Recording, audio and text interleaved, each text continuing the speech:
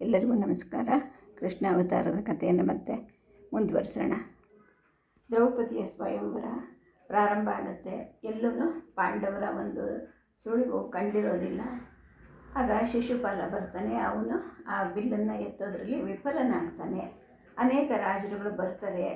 ಎಲ್ಲರೂ ಸೋತು ಹೋಗ್ಬೇಕಾಗಿ ಬರುತ್ತೆ. ಏಕೆಂದರೆ ಆ ಒಂದು ಧನಸ್ಸು ಅಷ್ಟೊಂದು ಶಕ್ತಿಯುತವಾದದ್ದಾಗಿರುತ್ತೆ.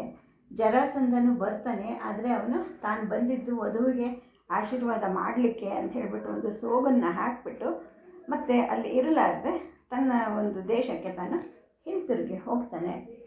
ಈಗ ಇನ್ನು ಇವ್ರು ಯಾರಿಗೂ ಎತ್ತಕ್ಕಾಗ್ತಾ ಇಲ್ವಲ್ಲ, ಮುಂದೇನು ಅಂತ ಎಲ್ಲರೂ ಆತಂಕ ಪಟ್ಕೊಂಡಾಗ ಕೃಷ್ಣ ಅಲ್ಲಿ ನೆರೆದಿದ್ದ ಗುಂಪನ್ನೆಲ್ಲ ಒಂದು ಸತಿ ವೀಕ್ಷಣೆ ಮಾಡ್ತಾನೆ. ಆಗ ಬ್ರಾಹ್ಮಣರ ಗುಂಪಿನ ಮಧ್ಯೆ ಪಾಂಡವರು ಜಟಾವಲ್ಕಧಾರಿಗಳಾಗಿ ಭಸ್ಮವನ್ನು ಲೇಪಿಸ್ಕೊಂಡು ಕೂತಿರೋದು ಕಾಣುತ್ತೆ. ಅವನಿಗೆ ಸಂತೋಷ ಆಗುತ್ತೆ. ಪಾಂಡವರು ಬದುಕಿದ್ದಾರೆ ಅಂತ ಹೇಳಿಬಿಟ್ಟು ತನ್ನ ಅಣ್ಣನ ಹತ್ರಕ್ಕೆ ಹೇಳ್ತಾನೆ. ಆದರೆ ಇದೆಲ್ಲ ಸಾತ್ವಿಕಿಗೆ ಗೊತ್ತಿರೋದಿಲ್ಲ. ಅವನು ಇನ್ನು ತಾನಾದರೂ ಸ್ಪರ್ಧೆಗೆ ಹೋಗಬಹುದು ಅಂತ ಅಂದ್ಕೊಳ್ತಾನೆ. ಆದರೆ ಅದಕ್ಕೆ ಕೃಷ್ಣನ ಒಂದು ಅಪ್ಪಣೆ ಬೇಕಾಗಿರುತ್ತೆ. ಅವನ ಅಪ್ಪಣೆಗೋಸ್ಕರ ಅವನು ಕಾಯ್ತಾ ಇರ್ತಾನೆ. ಕೃಷ್ಣನ ಹಿಂದೆಯೇ ಅವನು ಕೂತಿರ್ತಾನೆ. ಮುಂದಕ್ಕೆ ಬಾಗ್ಬಿಟ್ಟು ಕೇಳ್ತಾನೆ, ಪ್ರಭು ನಾನು ಯಾವಾಗ ಸ್ಪರ್ಧಿಸಬೇಕು ಹೇಳು ಅಂತ. ಏಕೆಂದರೆ ಅವನಿಗೂ ಕೂಡ ತನ್ನ ಒಂದು ಶಕ್ತಿ ಸಾಮರ್ಥ್ಯವನ್ನು ಎಲ್ಲರೆದುರಿಗೂ ತೋರಿಸ್ಬೇಕು ಅನ್ನೋ ಒಂದು ಆಸೆ, ಜೊತೆಗೆ ದ್ರೌಪದಿ ಅಂತ ಒಂದು ವಧುವನ್ನು ಗೆಲ್ಲಬಹುದು ಅನ್ನೋ ಒಂದು ಆಸೆ ಕೂಡ ಇರುತ್ತೆ.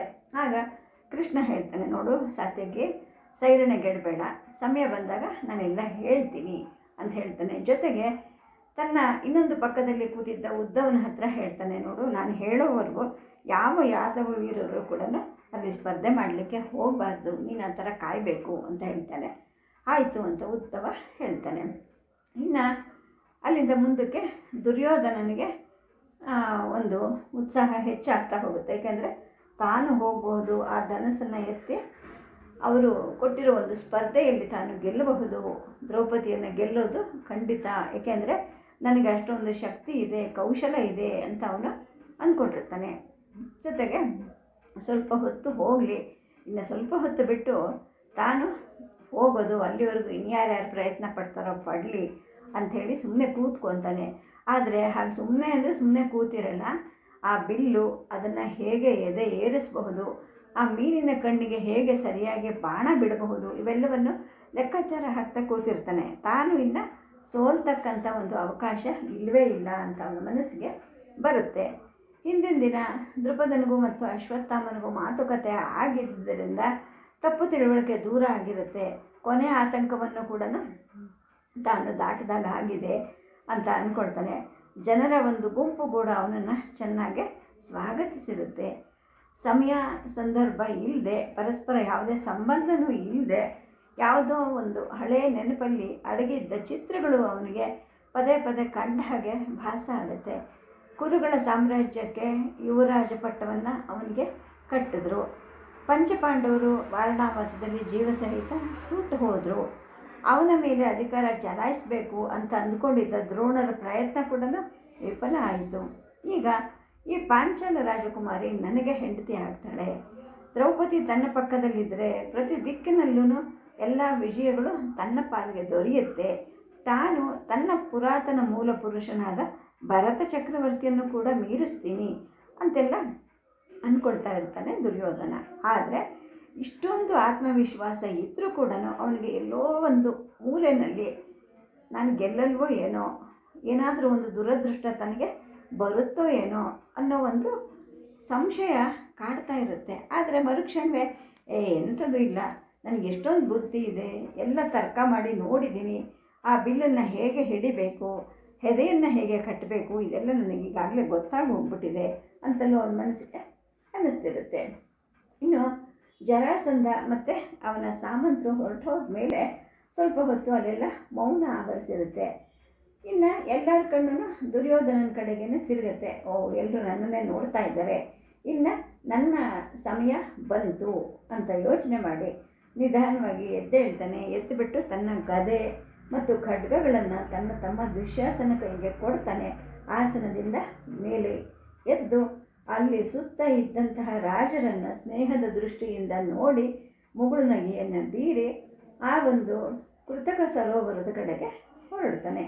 ಎಲ್ಲರೂ ಅವನನ್ನು ತಲೆ ಎತ್ತಿ ನೋಡ್ತಾ ಇರ್ತಾರೆ. ಚಾರಣರು ಕೂಡ ಅವನನ್ನು ಹೊಗಳಿ ಹಾಡ್ತಾ ಇರ್ತಾರೆ.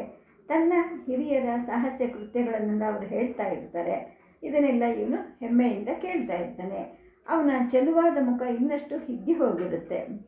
ಇನ್ನು ನರರೊಳಗೆಲ್ಲ ತಾನೇ ಒಬ್ಬ ಮಹಾನ್ ಚಕ್ರವರ್ತಿ ಅಂತ ಭಾವಿಸ್ಕೊಂಡು ಅವನಿಗವನೇ ದ್ರುಪದ ರಾಜನ ಹತ್ರಕ್ಕೆ ಹೋಗ್ತಾನೆ. ಅಲ್ಲಿ ಹೋಗ್ಬಿಟ್ಟು ಆ ಹಿರಿಯನಿಗೆ ನಮಸ್ಕಾರ ಮಾಡ್ತಾನೆ. ಆಗ ದ್ರುಪದನ ಮುಖದಲ್ಲಿ ಒಂದು ರೀತಿಯ ಸುಕ್ಕು ಇರುತ್ತೆ. ಅಂದರೆ ಅಯ್ಯೋ ಇವನು ಬಂದನಲ್ಲಪ್ಪ, ಇವನೇನಾದರೂ ಗೆದ್ದರೆ ನನ್ನ ಮಗಳ ಗತಿ ಏನು ಅಂತಕ್ಕಂಥ ಒಂದು ಅನುಮಾನ ದ್ರುಪದನಲ್ಲಿ ಇರುತ್ತೆ. ಆದರೆ ದುರ್ಯೋಧನನಿಗೆ ಅದೇನು ಅಂತ ಅರ್ಥ ಆಗಲ್ಲ. ಆದರೂ ಕೂಡ ಏನೋ ಒಂದು ಸ್ವಲ್ಪ ಸಣ್ಣದಾಗಿ ಅಸಮಾಧಾನ ಇದೆಯಲ್ಲ ಇವನ ಮುಖದಲ್ಲಿ ಅಂತ ಅವನು ಅಂದ್ಕೊಳ್ತಾನೆ. ಆಮೇಲೆ ಸರೋವರದ ಹತ್ತಿರಕ್ಕೆ ಹೊರಡುತ್ತಾನೆ. ಅಲ್ಲಿ ಗುರು ಸಾಂದೀಪನಿಗಳು ನಿಂತಿರ್ತಾರೆ. ಅವರು ಇವನಿಗೆ ಆಶೀರ್ವಾದವನ್ನು ಮಾಡ್ತಾರೆ. ಇವನು ಒಂದು ಗಳಿಗೆ ಮೌನವಾಗಿ ನಿಂತ್ಕೊಂಡು ತನ್ನ ಕುರುಕುಲದ ದೇವತೆಗೆ ಮನಸ್ಸಿನಲ್ಲಿಯೇ ನಮಸ್ಕಾರ ಮಾಡಿಕೊಳ್ತಾನೆ. ಆಮೇಲೆ ದ್ರೌಪದಿ ಕಡೆಗೆ ತಿರುಗಿ ಒಂದು ಮೆಚ್ಚುಗೆಯ ನೋಟವನ್ನು ಕೂಡ ಬೀರ್ತಾನೆ. ಆಗ ಅವಳ ತುಟಿಗಳು ಮತ್ತು ಕಣ್ಣುಗಳು ಒಂದು ರೀತಿಯ ಭಯದಿಂದ ಸಣ್ಣಗೆ ಕಂಪಿಸ್ತಾ ಇರುತ್ತೆ. ಆದರೆ ಇವನು ಅಂದ್ಕೊಳ್ಳೋದೇನೆಂದರೆ ನಾನು ಗೆಲ್ಲದಿದ್ದರೆ ಮುಂದೇನು ಅಂತ ಅವಳು ಅಂಜಿದಾಳೆ ಅಂತ ಇವನು ಅಂದ್ಕೊಳ್ತಾನೆ. ಆದರೆ ಅವಳು ಅಂಜಿದ್ದು ಒಂದು ವೇಳೆ ದುರ್ಯೋಧನ ಗೆದ್ದು ಬಿಟ್ಟರೆ ತನ್ನ ಗತಿ ಏನು ಅಂತ ಅಂಜಿರ್ತಾಳೆ. ಇವನು ಅದನ್ನು ಇನ್ನೊಂದು ರೀತಿ ತಿಳ್ಕೊಳ್ತಾನೆ. ಇನ್ನು ಆ ಬಿಲ್ಲಿನ ಹತ್ತಿರಕ್ಕೆ ಬರ್ತಾನೆ. ಒಂದು ಗಳಿಗೆ ಆ ಬಿಲ್ಲನ್ನು ಮತ್ತು ಅದರ ಒಂದು ನಾರನ್ನು ತಿರುಗೋ ಆ ಮೀನನ್ನು, ನೀರಿನಲ್ಲಿ ಅದರ ನೆರಳನ್ನು ಎಲ್ಲವನ್ನು ಸರಿಯಾಗಿ ಗಮನಿಸ್ತಾನೆ. ನೆಟ್ಟಗೆ ನಿಂತುಕೊಂಡು ಗೆಲುವಿನ ಭರದಿಂದ ಆ ಸಭೆಯನ್ನು ನೋಡ್ತಾನೆ. ತನ್ನ ಸಾಮರ್ಥ್ಯ, ಈ ದುರ್ಯೋಧನನ ಸಾಮರ್ಥ್ಯ ಏನು ಅಂತ ಈ ಲೋಕಕ್ಕೆಲ್ಲ ತಿಳಿಸೋ ಒಂದು ಅಮೃತ ಗಳಿಗೆ ಇದು ಅಂತ ಅಂದ್ಕೊಳ್ತಾನೆ. ಎಡಗೈಯಿಂದ ಬಿಲ್ಲನ್ನು ಹಿಡಿದು ಎತ್ತಿ ಮೇಲ್ಗಡೆ ತುದಿಯನ್ನು ಹಿಡ್ಕೊಳ್ತಾನೆ. ತನ್ನ ಮೈಯ ಮಾಂಸ ಖಂಡಗಳನ್ನೆಲ್ಲ ಮಣಿಸಿ ಬಿಲ್ಲನ್ನು ಬಗ್ಗಿಸ್ತಾನೆ. ಅವನ ಬಲಗೈಗೆ ಇದೆಲ್ಲ ಸುಲಭವಾಗಿ ಅಭ್ಯಾಸ ಆಗೋಗಿರುತ್ತೆ. ಹಾಗಾಗಿ ಆ ಅಭ್ಯಾಸಜನ್ಯ ಸುಗಮತೆಯಿಂದ ಅವನು ಆ ಬಿಲ್ಲಿನ ಒಂದು ನಾರನ್ನು ಕಟ್ಟಕ್ಕೆ ಶುರು ಮಾಡ್ತಾನೆ. ಅಷ್ಟರಲ್ಲಿ ಸಭೆಯಲ್ಲಿ ಎಲ್ಲ ಕಡೆನೂ ಗಾಢ ಮೌನ ಆವರಿಸುತ್ತೆ. ಎಲ್ಲರ ಕಣ್ಣು ಅವನ ಮೇಲೇ ಇರುತ್ತೆ. ಇನ್ನೇನು ಗೆಲುವು ತುಂಬ ಸನಿಹದಲ್ಲಿದೆ ಅಂತ ಅವನು ತಿಳ್ಕೊಳ್ತಾನೆ. ಅವನ ಒಂದು ಮೈನ ನರಗಳಲ್ಲಿ ಎಲ್ಲ ರಕ್ತ ಹರಿತಾ ಇರೋದೆಲ್ಲ ತನ್ನ ಗೆಲುವಿನ ಕಾಂತಿ ಹರಿತಾ ಇದೆ ಅಂಥೇಳಿ ಅವನು ಅಂದ್ಕೊಳ್ತಾನೆ. ನಿರೀಕ್ಷಾಪೂರ್ಣವಾದ ಆ ಗಾಢ ನಿಶ್ಶಬ್ದತೆಯನ್ನು ತಕ್ಷಣ ಒಂದು ಗಟ್ಟಿಯಾದ ನಗೆ ಕತ್ತಿ ಹಾಗೆ ಸೀಳು ಹಾಕತ್ತೆ. ಅಂದರೆ ಯಾರೋ ತುಂಬ ಜೋರಾಗಿ ನಗುತ್ತಾರೆ. ಅವನ ಮನಸ್ಸಿಗೆ ತುಂಬ ಪೆಟ್ಟು ಕೊಟ್ಟಂಗಾಗುತ್ತೆ ಆ ನಗೆ. ಏಕೆಂದರೆ ಆ ನಗೆ ಅವನಿಗೆ ತುಂಬ ಚಿರಪರಿಚಿತವಾದದ್ದು. ತುಂಬ ಸುಲಭವಾಗಿ ಅದನ್ನು ಅವನು ಗುರುತಿಸ್ತಾನೆ. ಅವನ ಮನಸ್ಸಿನಲ್ಲಿ ಈ ನಗೆ ಪ್ರತಿಧ್ವನಿಸ್ತಾ ಹೋಗುತ್ತೆ. ಏನೋ ಹಳೆ ನೆನಪು ಅವನಿಗೆ ತೇಲಿ ಬರುತ್ತೆ. ಬಾಲ್ಯದಲ್ಲಿ ಮತ್ತು ಹರಿಯದಲ್ಲೂ ಕೂಡ ಈ ನಗೆಯನ್ನು ಅವನು ಪದೇ ಪದೇ ಕೇಳಿರ್ತಾನೆ. ಅವಮಾನ ಮಾಡೋ ಅಂತಹ, ತನ್ನನ್ನು ನಾಚಿಕೊಳ್ಳೋ ಹಾಗೆ ಮಾಡೋ ಅಂತಹ, ಜೊತೆಗೆ ತನ್ನ ಶಕ್ತಿಗೆ ಆಹ್ವಾನ ಒಡ್ಡೋ ಅಂತಹ ಈ ನಗೆ ಎಲ್ಲಿಂದ ಬಂದಿರ್ಬೋದು ಅಂತ ಅಂದ್ಕೊಳ್ತಾನೆ. ತಕ್ಷಣ ಅವನಿಗೆ ಗೊತ್ತಾಗತ್ತೆ ಈ ನಗೆ ಬರೋದು ಒಂದೇ ಒಂದು ಗಂಟಲಿಂದ, ಅದು ತನ್ನದಾಯಾದಿ ಭೀಮನ ಗಂಟಲಿನಿಂದ ಅಂತ ಅನಿಸುತ್ತೆ ಅವನಿಗೆ. ಏನೋ ಮನಸ್ಸನ್ನು ಯಾವುದೋ ಒಂದು ಶಕ್ತಿ ಹಿಡಿದು ಹಿಂದಕ್ಕೆ ಎಳೀತಾ ಅಂತ ಅನಿಸುತ್ತೆ ಅವನಿಗೆ. ಏಕೆಂದರೆ ಆ ಭೀಮನ ನಗೆ ಅದು ಹೇಗೆ ಸಾಧ್ಯ ಆಗುತ್ತೆ? ಏಕೆಂದರೆ ಅವನಾಗಲೇ ವಾರಣಾವತದಲ್ಲಿ ಬೆಂದು ಬೂದಿಯಾಗಿ ಹೋಗಿದ್ದಾನೆ. ಉತ್ತರ ಕ್ರಿಯೆಗಳನ್ನು ಮಾಡಿದ್ದು ಆಗಿದೆ. ಗಂಗೆನಲ್ಲಿ ಅವರ ಬೂದಿಯನ್ನು ಕಲಿಸಿದ್ದು ಕೂಡ ಆಗಿದೆ. ಇನ್ನು ಅವನು ಇಲ್ಲಿಗೆ ಹೇಗೆ ಬರೋಕ್ಕೆ ಸಾಧ್ಯ ಅಂತ ಅಂದ್ಕೊಳ್ತಾನೆ. ಅವನ ಮೈ ಒಂದು ಕ್ಷಣ ನಡುಗೆ ಹೋಗುತ್ತೆ. ಪಂಚಪಾಂಡವರು ಬದುಕಿದ್ದಾರೆ, ಇಲ್ಲೇ ಇದ್ದಾರೆ ಅನ್ನೋ ಒಂದು ವಿಚಾರ ಅವನ ಮನಸ್ಸಿನಲ್ಲಿ ಬರುತ್ತೆ. ಪಾಂಡವರು ಬದುಕಿದ್ರೆ ಅದು ತನಗೆ ತುಂಬ ಭೀಕರವಾದ ಪ್ರಸಂಗ, ಮುಂದೇನೇನಾಗುತ್ತೋ ಏನೋ ಅಂತ ಹೇಳಿಬಿಟ್ಟು ಕನಸಿನಲ್ಲಿ ಒಂದೊಂದೇ ಚಿತ್ರ ಬರೋ ಹಾಗೆ ಒಂದು ಕ್ಷಣದಲ್ಲಿ ಅವನ ಮನಸ್ಸಿನಲ್ಲಿ ಎಲ್ಲ ಹಾದು ಹೋಗುತ್ತೆ. ಈ ಎಲ್ಲ ಭೀಕರ ಪರಿಣಾಮಗಳಿಂದ ಏನಾಗುತ್ತೆ, ಅವನಿಗೆ ತನ್ನ ಮನಸ್ಸನ್ನು ಮತ್ತೆ ಸ್ಥಿರವಾಗಿ ಆ ಬಿಲ್ಲಿಗೆ ಹೆದೆ ಏರೋ ಕೆಲಸದಲ್ಲಿ ತೊಡಗಿಸೋಕ್ಕೆ ಸಾಧ್ಯ ಆಗೋದಿಲ್ಲ. ಅದು ಜಾರ ಹೋಗುತ್ತೆ. ಮತ್ತೆ ಇನ್ನೊಂದು ಸತಿ ಬಿಲ್ಲಿಗೆ ಎದೆ ಹೇರಿಸೋ ಕೆಲಸವನ್ನು ಮಾಡೋಕ್ಕೆ ಅಂತ ಹೋಗ್ತಾನೆ. ಏಕಾಗ್ರತೆಯನ್ನು ತರೋಕ್ಕೆ ಪ್ರಯತ್ನ ಮಾಡ್ತಾನೆ. ಒಂದು ಗಳಿಗೆ ಮೊದಲು ಅತ್ಯಂತ ಸುಲಭವಾದದ್ದು ಇದು ಅಂತ ಅನಿಸಿದ ಕೆಲಸ ಈಗ ತುಂಬ ಅಸಾಧ್ಯವಾದದ್ದು ಅಂತ ಅವನಿಗೆ ಅನಿಸೋಕ್ಕೆ ಶುರುವಾಗುತ್ತೆ. ಕೈ ನಡುಗುತ್ತೆ, ಅವನ ಕಣ್ಣಿನ ಕಾಂತಿ ಕುಂದುತ್ತೆ. ಇನ್ನು ಮುಂದೇನಾಗಬಹುದು, ನಾನು ಸೋಲೋದು ಖಂಡಿತ ಅಂತ ಅವನ ಮನಸ್ಸಿಗೆ ಅರ್ಥ ಆಗುತ್ತೆ. ಮರುಕ್ಷಣವೇ ಇಲ್ಲ ನಾನು ಸೋಲಕೂಡ್ದು, ಸೋಲಲೇಬಾರ್ದು, ನಾನು ಬೇಕಾದಾಗಲಿ ಸ್ಪರ್ಧೆಯಲ್ಲಿ ನಾನು ಗೆಲ್ಲಲೇಬೇಕು ಅಂತ ಮತ್ತೆ ದೃಢ ನಿಶ್ಚಯ ಮಾಡಿಕೊಳ್ತಾನೆ. ಆದರೆ ಆ ಬಿಲ್ಲು ಮತ್ತು ಅವನ ಒಂದು ಶಕ್ತಿಗೆ ಮೀರಿದ ಹಾಗೆ ಆಟ ಆಡ್ತಾ ಇರುತ್ತೆ. ಮತ್ತೆ ಇವನು ಪ್ರಯತ್ನ ಮಾಡ್ತಾನೆ, ಆಗೋದಿಲ್ಲ. ಆ ಕ್ಷಣವೂ ಕೂಡ ಅವನಿಗೆ ಬರೋದು ಪಾಂಡವರಿಗೆ ಹಸ್ತಿನಾಪುರದಲ್ಲಿ ಸ್ವಾಗತ ದೊರೆಯುತ್ತೆ. ಆ ಮುದುಕ ಭೀಷ್ಮ ಯುಧಿಷ್ಠಿರನನ್ನು ಯುವರಾಜನನ್ನಾಗಿ ಮಾಡ್ತಾನೆ.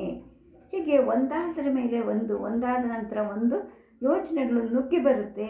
ಅವನ ನರಗಳು ಬಿಗಿದುಕೊಂಡಂಗೆ ಆಗತ್ತೆ. ಅವನ ಬೆರಳುಗಳು ತಮ್ಮ ಕೌಶಲವನ್ನೆಲ್ಲ ಮರೆತ ಹಾಗೆ ಸೆಳೆದುಕೊಂಡಂಗೆ ಅನಿಸುತ್ತೆ. ಬಿಲ್ಲಿನ ಕೊನೆ ಅವನ ಕೈಯಿಂದ ಜಾರಿ ಹೋಗುತ್ತೆ. ಮತ್ತೆ ಅದನ್ನು ಹಿಡ್ಕೊಳ್ಳೋಕ್ಕೆ ಅವನ ಕೈಲಿ ಆಗೋದೇ ಇಲ್ಲ. ಆಗ ತಟ್ಟನೆ ಆ ಬಿಲ್ಲಿನ ಕೋಲು ನೆಟ್ಟಿಗೆ ನಿಂತ್ಕೊಂಡ್ಬಿಡುತ್ತೆ. ಬಿಲ್ಲಿನ ಕೆಳಗಡೆ ಕೊನೆಯನ್ನು ಮೆಟ್ಟಿ ನಿಂತಿದ್ದ ಅವನ ಎಡಗಾಲಿನ ಹೆಬ್ಬೆರಳು ಹಿಡಿತವನ್ನು ತಪ್ಪಿಸ್ಕೊಂಡ್ಬಿಡುತ್ತೆ. ತೂಕ ತಪ್ಪಿ ಬೀಳೋ ಹಾಗೆ ಆಗುತ್ತೆ. ಅವನು ಮುಗ್ಗರಿಸ್ಬಿಡ್ತಾನೆ. ಇನ್ನು ಸಿಟ್ಟಿನ ಮುಖದಿಂದ ಮತ್ತೆ ಬಿರುಸಾಗಿ ಗಟ್ಟಿಯಾಗಿ ನಿಂತ್ಕೊಳ್ತಾನೆ. ಆಗ ಸಭೆಯಲ್ಲಿ ಎಲ್ಲ ಕಡೆನೂ ವಿಕಟಾಟ್ಟಹಾಸ, ಕಿಲಕಿಲ ನಗೆ ಎಲ್ಲ ಬಂದ ಹಾಗೆ ಅವನಿಗೆ ಅನಿಸುತ್ತೆ. ಮತ್ತೆ ಬಗ್ಗಿದ ಬಿಲ್ಲನ್ನು ಬಲಗೈಯಿಂದ ಎತ್ತಿ ಎಡಗೈಗೆ ಜಾರಿಸ್ಕೊತಾನೆ. ಹೆದೆ ಏರ್ಸೋಕ್ಕೆ ಪ್ರಾರಂಭ ಮಾಡ್ತಾನೆ.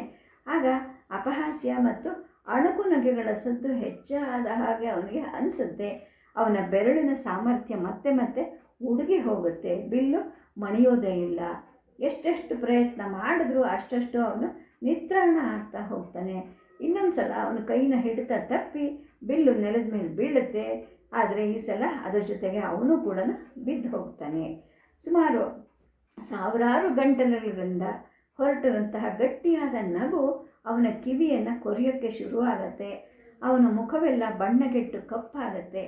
ಬ್ರಾಹ್ಮಣರ ಗುಂಪಿನಿಂದ ಗರ್ಜನೆಯ ಹಾಗೆ ಒಂದು ಧ್ವನಿ ಸ್ಪಷ್ಟವಾಗಿ ಅವನಿಗೆ ಕೇಳುತ್ತೆ. ಕುರುಡನ ಮಗ ಏನು ತಾನೇ ಮಾಡಬಲ್ಲ ಅಂತ. ಬಾಲ್ಯದಿಂದಲೂ ಈ ತೆಗಳಿಕೆಯನ್ನು ಪದೇ ಕೇಳಿ ಅವನಿಗೆ ಸೋತು ಹೋಗಿರ್ತಾನೆ. ಸಿಟ್ಟಿನಿಂದ ಅವನ ಕಣ್ಣು ಮಂಜಾಗುತ್ತೆ. ಎದ್ದು ನಿಂತ್ಕೊಳ್ತಾನೆ. ತನ್ನ ಆಸನಕ್ಕೆ ಹಿಂತಿರುಗುತ್ತಾನೆ. ತಾನು ಸೋತೆ ಅನ್ನೋ ಮಾತು ಅವನ ಕಿವಿನಲ್ಲಿ ಪ್ರತಿಧ್ವನಿಸೋಕ್ಕೆ ಪ್ರಾರಂಭ ಆಗುತ್ತೆ. ಇನ್ನು ಈ ಕಡೆ ಇವನ ಸೋಲನ್ನು ನೋಡಿ ಮೊಟ್ಟ ಮೊದಲ ಸಲ ದ್ರುಪದ ರಾಜ ಸಂತೋಷದಿಂದ ಕಿರುನಗೆಯನ್ನು ನಗುತ್ತಾನೆ. ಅಂದರೆ ದುರ್ಯೋಧನ ಗೆದ್ದುಬಿಟ್ಟಿದ್ರೆ ಮುಂದೇನು ಅನ್ನೋ ಒಂದು ಆತಂಕ ಇದ್ದವನಿಗೆ ಅವನು ಈ ಥರ ಸೋತಿದ್ದು ಬಹಳ ಸಂತೋಷವನ್ನು ಕೊಡುತ್ತೆ. ಕೃಷ್ಣ ಇದನ್ನೆಲ್ಲ ನೋಡ್ತಾನೆ ಇರ್ತಾನೆ. ಅವನ ಮುಖದ ಮೇಲೆ ಮಂದಹಾಸ ಬದಲಾಗೋದಿಲ್ಲ, ಹಾಗೇ ಇರುತ್ತೆ. ಇನ್ನು ದ್ರೌಪದಿಗೂ ಕೂಡ ಹಿಡಿಸಲಾರ್ದಷ್ಟು ಸಂತೋಷ ಆಗಿರುತ್ತೆ. ಅವಳ ಮುಖದಲ್ಲೂ ಕೂಡ ಮಂದಹಾಸ ಇರುತ್ತೆ.